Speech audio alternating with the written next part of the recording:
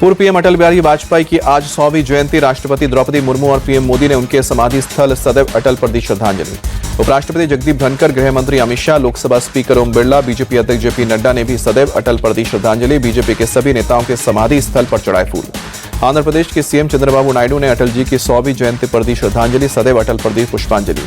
पूर्व पीएम अटल बिहारी वाजपेयी की 100वीं जयंती पर पीएम मोदी ने लिखा लेख, कहा कि 25 दिसंबर का दिन सुशासन का अटल दिन अटल जी के लिए भारत का हित सर्वोपरि रहा। पीएम मोदी ने लिखा, देश अटल जी की राजनीति और उनके योगदान के लिए कृतज्ञ रहेगा। अटल सरकार के कई ऐसे साहसिक फैसले और कार्य हैं जिस पर देश को गर्व है। लखनऊ में कवि कुमार विश्वास ने बच्चों को रामायण और महाभारत पढ़ाने की अपील की। कहा कि मैंने महाभारत पढ़ी तो पहचान लिया कि दोस्त दुर्योधन है तो रथ से उतर गया। कुमार विश्वास ने अटल गीत गंगा कार्यक्रम में पूर्व पीएम अटल बिहारी वाजपेयी को राजनीति का निष्कलंक अजात शत्रु बताया। मैं भी एक छोटा ओरिएंटेशन कोर्स करके बाहर आया हूं। केजरीवाल पर कुमार विश्वास का हमला, कहा कि मैं राजनीति से निष्कलंक बाहर निकला वरना दिल्ली में शराब घोटाले का हिसाब दे रहा होता। कुमार विश्वास बोले, दोस्त दुर्योधन निकले तो रथ से उधर जाना चाहिए, नहीं उतरे तो कर्ण की तरह मारे जाओगे। राजस्थान के कोटपुतली में बोरवेल में गिरी 3 साल की मासूम बच्ची को निकालने के लिए चलाया जा रहा रेस्क्यू ऑपरेशन। सोमवार से बोरवेल में गिरी है बच्ची। राजस्थान के करौली में भीषण सड़क हादसा, बस और कार की टक्कर में 5 लोगों की मौत। करौली घटनास्थल पर मौके पर पहुंची पुलिस बस और कार के घायलों को निकालकर अस्पताल में भर्ती किया। देश के 5 राज्यों में नए राज्यपाल की नियुक्ति। राष्ट्रपति द्रौपदी मुर्मू ने बिहार, ओडिशा, मिजोरम, केरल और मणिपुर के राज्यपाल नियुक्त किए। राष्ट्रपति द्रौपदी मुर्मू ने पूर्व गृह सचिव अजय भल्ला को मणिपुर का राज्यपाल नियुक्त किया, जबकि जनरल वीके सिंह मिजोरम के राज्यपाल बनाए गए। राष्ट्रपति ने ओडिशा के राज्यपाल रघुवर दास का इस्तीफा भी मंजूर किया। डॉक्टर हरिबाबू कमपति को ओडिशा का राज्यपाल नियुक्त किया गया।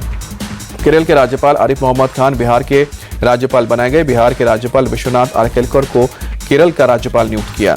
सोशल मीडिया पर हथियार दिखाकर रील बनाना 2 युवकों को भारी पड़ा। दिल्ली की नांगलोई पुलिस ने किया गिरफ्तार। दिल्ली विधानसभा चुनाव के लिए कांग्रेस ने जारी की उम्मीदवारों की दूसरी लिस्ट। 26 उम्मीदवारों के नाम का किया ऐलान। कांग्रेस ने उत्तम नगर से मुकेश शर्मा को दिया टिकट, लक्ष्मी नगर से सुमित शर्मा और इटाला से सुशांत मिश्रा को मैदान में उतारा। संगम बिहार के हर्ष चौधरी कांग्रेस के उम्मीदवार है। महरौली से पुष्पा सिंह और त्रिलोकपुरी से अमरदीप को मिला है टिकट। दिल्ली में चुनाव से पहले अरविंद केजरीवाल का एक और वादा, बोले दिल्ली में दिन रात साफ पानी मिलेगा, 24 घंटे बिजली की सप्लाई होगी। अंबेडकर के मुद्दे पर योगी का कांग्रेस पर करारा वार, कहा कि संविधान और अंबेडकर के नाम पर दुष्प्रचार कर रही है कांग्रेस। सीएम योगी ने कहा कि कांग्रेस का इतिहास दलितों, वंचितों अपमान करने का रहा है। इन्हें तुष्टीकरण के लिए सिर्फ मुसलमानों की चिंता है। आरजेडी नेता तेजस्वी यादव ने बीजेपी और आरएसएस पर साधा निशाना, कहा कि डॉक्टर बीआर अंबेडकर, महात्मा गांधी, जवाहरलाल नेहरू, कर्पूरी ठाकुर जैसे महापुरुषों का अपमान करते हैं। तेजस्वी यादव ने संविधान को लेकर भी बोला हमला, कहा कि ये लोग संविधान का पालन नहीं करते। पूरा देश जानता है कि केंद्रीय मंत्री ने संसद में क्या कहा था। बिहार चुनाव की तैयारियों में जुटी आरजेडी। पटना में हुई बैठक के बाद बोले तेजस्वी यादव, आने वाली सरकार आरजेडी की बनेगी। आरजेडी नेता अब्दुल बारी सिद्दीकी ने कहा कि बिहार चुनाव को लेकर बनी राजनीति, संगठन का चुनाव समय पर कराने पर भी रहेगा फोकस। बिहार चुनाव से पहले पोस्टरबाजी तेज। जेडीयू ने मोदी नीतीश के साथ वाला पोस्टर शेयर किया, लिखा एकजुट एनडीए, एकजुट बिहार, 2025 में फिर से नीतीश कुमार। जेडीयू प्रवक्ता राजीव रंजन का बयान, 2025 का बिहार चुनाव नीतीश के नेतृत्व में लड़ेंगे एनडीए, 225 सीटों के मिलने का दावा। मुस्लिम वोट बैंक खिसकने से बौखला गए हैं अखिलेश यादव। यूपी के डिप्टी सीएम केशव प्रसाद मौर्य का बयान। कानपुर नगर निगम के सदन में हंगामा, बीजेपी और सपा पार्षद आपस में भिड़े। रजत वाजपेयी और विकास जायसवाल के बीच बहस और हाथापाई तक पहुंची। समंदर किनारे पर हुए अवैध निर्माण को लेकर सख्त महाराष्ट्र सरकार। मंत्री नीतीश राणे बोले, सभी तरह के अवैध निर्माण हटाए जाएंगे, चाहे वो धार्मिक स्ट्रक्चर क्यों न हो। मंत्री नीतीश राणे ने कहा कि समुद्र सुरक्षा हमारी प्राथमिकता है, जिहादियों की मदद करने वालों पर भी होगा एक्शन। रानी की बावड़ी की खुदाई को लेकर बोले सपा सांसद अवधेश प्रसाद, कहा कि संभल पूरे देश को भाईचारे का संदेश देता है।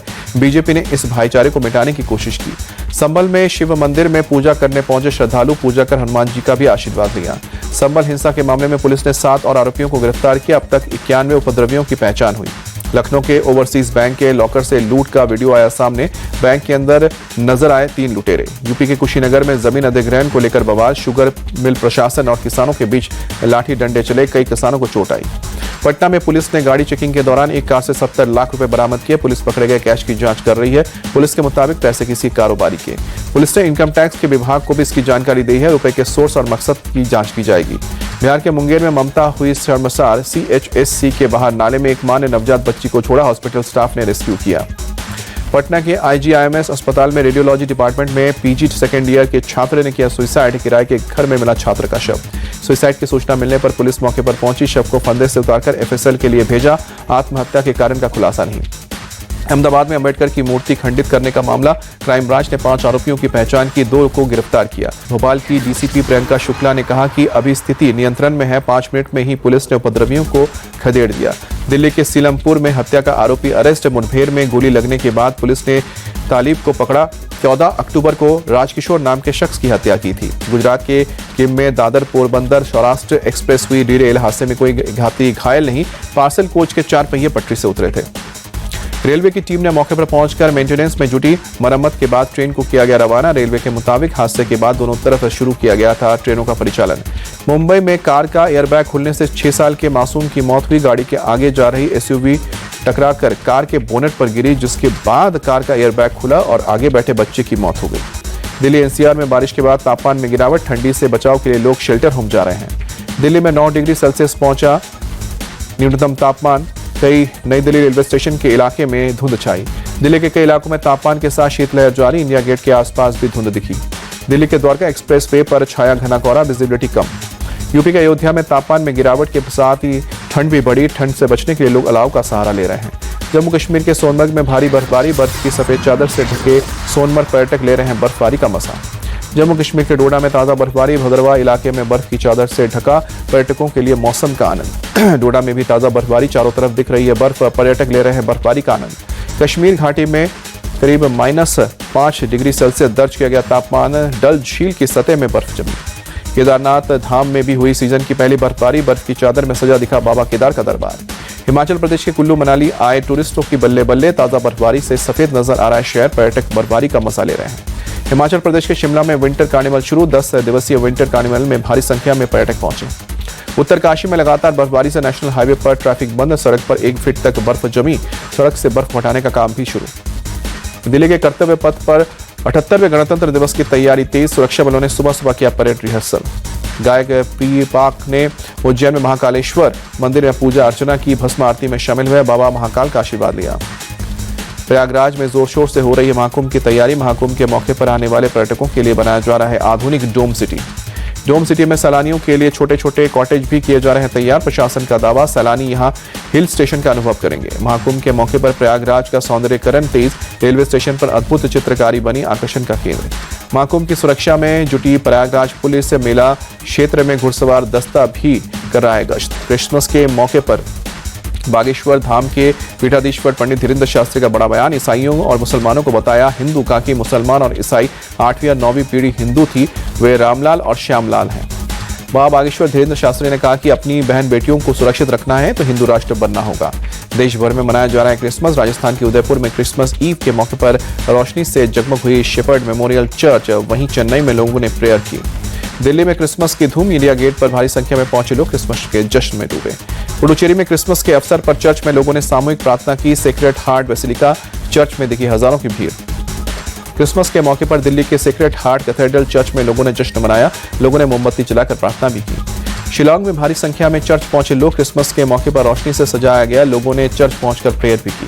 राजस्थान के अजमेर में लोगों ने क्रिसमस सेलिब्रेट किया, चर्च पहुंचे लोगों ने किया प्रार्थना, लोगों ने कैरोल गान भी गाया। रांची में सेंट मारिया चर्च में पहुंचे भक्त कैंडल जलाकर प्रेयर की। अंबाला में क्रिसमस और न्यू ईयर को लेकर पुलिस ने किया मॉक ड्रिल, रेलवे स्टेशन पर बॉम्ब स्क्वाड की तैयारी ने जायजा लिया। क्रिसमस ईव के मौके पर पश्चिम बंगाल की सीएम ममता बनर्जी कोलकाता के होली रोजरी कैथेड्रल चर्च पहुंची, सभी को दी शुभकामनाएं। सीएम ममता ने देश और देशवासियों को खुशहाली के लिए चर्च में प्रार्थना की, चर्च में लगाई गई प्रदर्शनी की भी सराहना की। भारतीय वुमेन्स टीम ने दूसरे वनडे मुकाबले में वेस्टइंडीज को 115 रन से हराया, 3 मैचों की सीरीज में 2-0 की बनाई बढ़त, अपने हाईएस्ट वनडे स्कोर की बराबरी की। आईसीसी ने चैंपियंस ट्रॉफी 2025 के शेड्यूल का ऐलान किया, 19 फरवरी से टूर्नामेंट की होगी शुरुआत, पाकिस्तान और न्यूजीलैंड के बीच कराची में पहला मुकाबला।